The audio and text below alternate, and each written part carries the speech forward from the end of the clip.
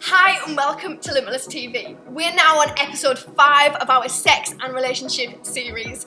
My name is Nadine and I'm hosting us through this, and I'm joined by some amazing friends on my panel.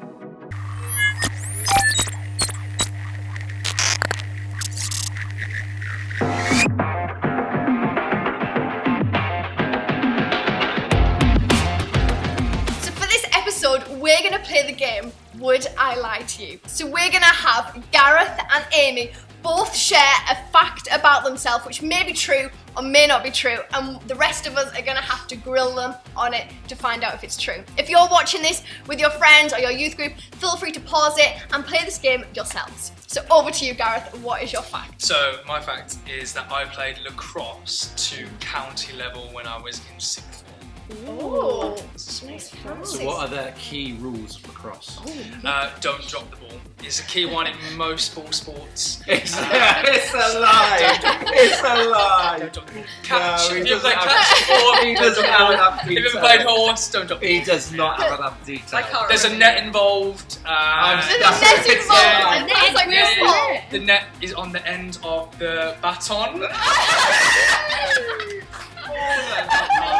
Okay, I don't think that was the best. That is 100% a lie. Yeah, I think we're all going That's the live. truth.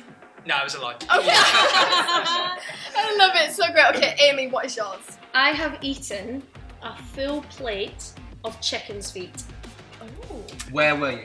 Malaysia. Amy, straight in with these questions. Did they taste good? They were average tasting. Okay. But did it still taste like chicken? Weirdly, yes. Freaks me out. How old were you when you ate them? Like 13? How big was the plate? Like proper sharing size. What colour was the plate? Oh, white. True. I mean, it's just, How chewy? How chewy are the feet? Well, the thing is, they're quite not fleshy. So it's a lot of nibbling. oh. So why did you go through a whole plate? Basically, no one else wanted to eat it. And so Chinese culture, you have to eat them. So I took it for everyone and I ate the plate for So everyone. like Jesus. Did you know that's what you were ordering, or did they just turn up at the table and you were like, So "We'll have to eat sometimes it"? like they give you like a gift of like food gifts. So sometimes if your families know each other, they're like, oh, here's a plate of like fish or like chicken's feet, and you just, you know, you share that together as a family. Not chicken nuggets, chicken's feet. Yeah, I feel like there's a lot of detail in this story. I I'm thought going it's true. True, Yeah. yeah, I'm True, sure. I'm gonna Tim, what say you lie. saying? Oh, spicing it up. It's a lie. Oh, You had us there. You had us. I was offered but didn't eat them. Okay. Oh, wow, that's Yeah. impressive. Well, why don't you let us know in the comments whether you got those right as well, or whether you were also fooled by Amy's facts like we were. We're going to jump now into our topic all about pornography.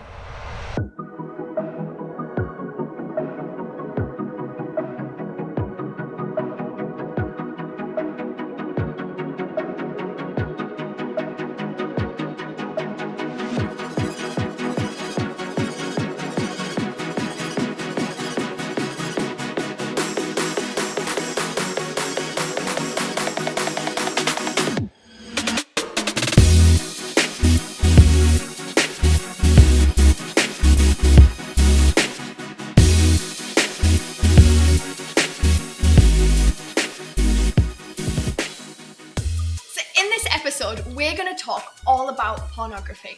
Because if we don't talk about pornography in church, then we deal with the consequences as a church. And we live in a world that's got more relationships than ever before, but less love. We've got a world that's got more sex than ever before, but less intimacy. And that's why at the heart of this series, we've put the topic of pornography, because it's hidden in the hearts of so many.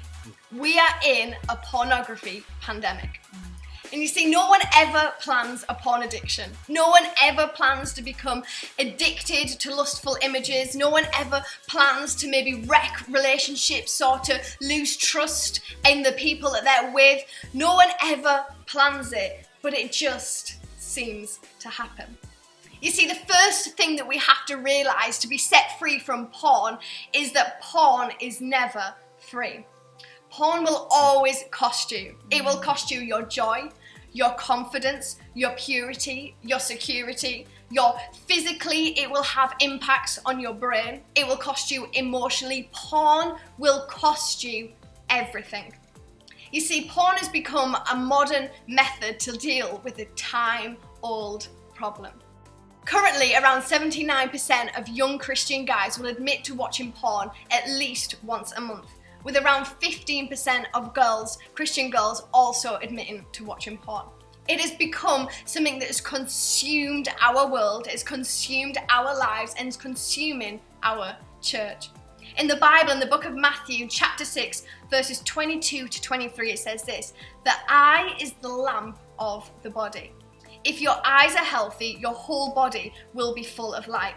But if your eyes are unhealthy, your whole body will be full of darkness." You see, what you watch, you learn, and what you learn, you become. Because you see, when it comes to the Bible, when it comes to life, there's either light or there's darkness. There's not really many grey areas. We can speak life and we can speak death. We can watch things that bring life to us, or we can watch things that will bring death to us. And you see, what lives in the dark dies in the light. I think often we hear it said that with people who struggle with pornography addiction is that, hey, when I get in a relationship, or hey, when I'm married, I'll stop. Hey, it's fine. Once I've got someone and I don't need to watch it, it'll be fine. But why wait to fight something later when you've got the power to eliminate that battle today? In the book of James 4, it says this: "You're cheating on God if all you do is want your own way. Flirting with the world every chance you get, you end up enemies of God and his way. And do you suppose God doesn't care? The proverb has it, he's a fiercely jealous lover. And what he gives in love is far better than anything else you'll find. It's common knowledge that God goes against the willful proud. God gives grace to the willful humble. So let God work his will in you. Yell a loud no to the devil and watch him make himself scarce. Say a quiet yes to God and he'll be there in no time. Quit dabbling in sin. Purify your inner life. Quit playing the field, hit rock bottom and cry your eyes out. The fun and games are over. Get serious. Really serious. Get down on your knees before the master. It's the only way you'll find on your feet. You'll get on your feet. See, pornography dishonors God, dishonors people and disregards God. See, pornography has a way of making us become a bad neighbor. We've learned in one of the other episodes that one of the greatest commandments for us to do is to love others as we love ourselves. It's to love our neighbor. But hey, pornography makes us a bad neighbor because it's all about taking without giving. It's about taking sex without giving commitment. I'm going to take a couple of moments now to chat to some of my friends here about pornography and to unpack some of these bigger questions a little bit more. So I'm going to go to Tim first. I'm going to ask Tim, do you think you can be a Christian and watch pornography? Well, you know, when Jesus called us, he didn't just call us to believe in him, he called us to follow him. He called us to be disciples, to be apprentices, to be continually being shaped into his likeness. The scripture says that the servant is not above his teacher, but everyone who is perfectly trained will be like his teacher. In fact, the word Christian itself even means little Christ. So as followers of Jesus, we are to be imitators of Jesus, apprentices under Jesus. Now, none of us are like Jesus, but we should all be becoming like Jesus. Meaning that all of us have sin, but what we cannot have is willful and intentional rebellion against God. So can we be a Christian and watch pornography? With all that in mind, I would say yes, as long as you are engaged in a purposeful and deliberate battle against it. Wow, that's really good. And Sophie, what impact does pornography have? I think looking at it from like a sciencey perspective, I guess, like dopamine, which is a chemical in our brains, which has a role in how we experience pleasure, essentially. And teen brains are the most sensitive to dopamine, which means that they react up to 4 times more strongly to images that are perceived as exciting. And so a teen brain is highly vulnerable to addiction. Really vulnerable, because it's not teen brain hasn't finished developing yet. So it affects the actual development of your brain, and it can be even compared to the same kind of damage that drugs have on a brain is the same kind of damage that pornography can even have on the brain. And there's so many other aspects to it. It can cause depression.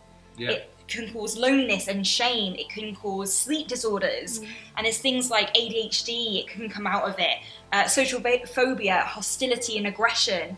And also can affect a young person's own sexual identity and how they view other people's sexual identity. And so it can affect their current relationships and future relationships. And I really don't think that young people know the extent of some of that kind of damage to their brains that they can go through when they watch pornography. It's important to say, I think, so that you know all those things you said are true, and it's not just us like being holier than thou Christians saying, oh no, pornography is bad. This is the science, and there's so much data, and there have been so many studies that demonstrate that all the things that you've been saying are true. And you mentioned earlier, even damaging the grey matter in our brains that's associated with logic and decision making, intelligence. Actually, that part of our brains being damaged as a result of, and that's just the impact it has on us. What we sometimes are so quick to forget is that many of the people in pornography are there because they've been coerced or manipulated or abused, even trafficked into that space, which touches on what you were saying earlier about being a good neighbour and actually loving others. And these people are image bearers of God, and is that how we want to treat ourselves and them? Yeah, absolutely. But obviously this is an issue that so many people are struggling with. I'm sure there's many people who are watching right now that are thinking, how do I break free from this? What do I do? What would you say to those people? I think it's a combination of, we touched on it, practical boundaries, but also purposeful prayer. And it's those two things together, practical boundaries and purposeful prayer. In Matthew 5, 29 to 31, I'll just find it here.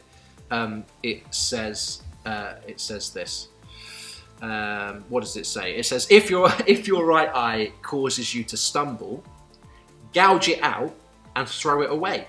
It's better for you to lose one part of your body than for your whole body to be thrown into hell. And if your right hand causes you to stumble, cut it off and throw it away. It's better for you to lose one part of your body than for your whole body to go into hell. Now, is Jesus advocating self-harm? No, he isn't. What he's doing is he's using powerful and intense language to say, you must separate yourself from the thing that causes you to sin. Absolutely. Now, because God is a loving Father, he won't do for us what we can and should do for ourselves. So if you've got a pornography addiction, God is not going to keep your phone out of your room for you. But you need to gouge it out and throw it away, because that is your access point into this stuff. If you've got a pornography addiction, do not ever have your phone in your bedroom. And yes, it's inconvenient, but so what? Jesus' language is so strong. You've got to separate yourself as far away as you can. You read it earlier, flee from sexual immorality. Get yourself as far away as you can from the opportunity to sin. So that's the purposeful boundary part. But when we do the thing that we can do, God is faithful, and he will add to us the thing that we cannot do. And he will work in our heart, and he will change our spirit, and he will change our mind as we draw close to him, as we spend time in his presence. He transforms us by the renewing of our mind. So it's not just prayer and then, well, I'm not going to do anything practical myself. And it's not just, I'm going to try really, really hard. It's the two of those things together, practical boundaries and purposeful prayer. Can I add to that as well? I think one of the prevailing, if you like, subtle challenges with this is digital addiction. And I don't want to go too far down a path that is away from pornography. But when you think about how there is so many devices at the fingertips of us every day in so many ways, laptops, iPads, tablets, phones, smart TVs, like the list is endless. And they're all access to the internet where this is dominant. And so whether it's even looking to adopt a bit of like a digital Sabbath, like a day where you don't go on those things, or asking people to help you in terms of refraining from them, or even getting rid of them altogether, like that is an option. Human beings have existed, thrived as followers of Jesus for millennia, thousands of years, without multiple technological devices. Is it convenient, as Tim said? Absolutely. But is it essential? No, not at all.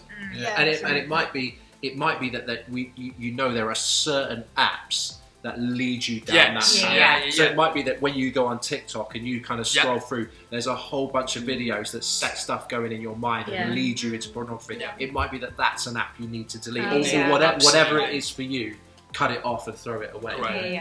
Wow, well that's been so insightful. I feel like I've learned so much. And as we said, I just want to say it again, that you are not defined by any bad decision. You're not defined by any mistake. You're not even defined by a bad habit. And so we really just want to encourage you to find freedom. We want to encourage you to get serious about your faith, get serious about Jesus. If you're not a Christian, welcome Jesus into your life. Allow him to become a friend. Allow him to come and set you free from stuff you're struggling with. Allow him to come and show you what life to the full looks like. We're going to hand it over to you and give you an opportunity to answer some of these questions now. But can I just encourage you, if you felt challenged by anything that's been said, don't wait. Go and see a leader now. Go speak to someone. If you're at home and you're watching this, send a text. Find some way of letting them know and have a conversation with them now, because we want people to get around you to help you on your journey to freedom.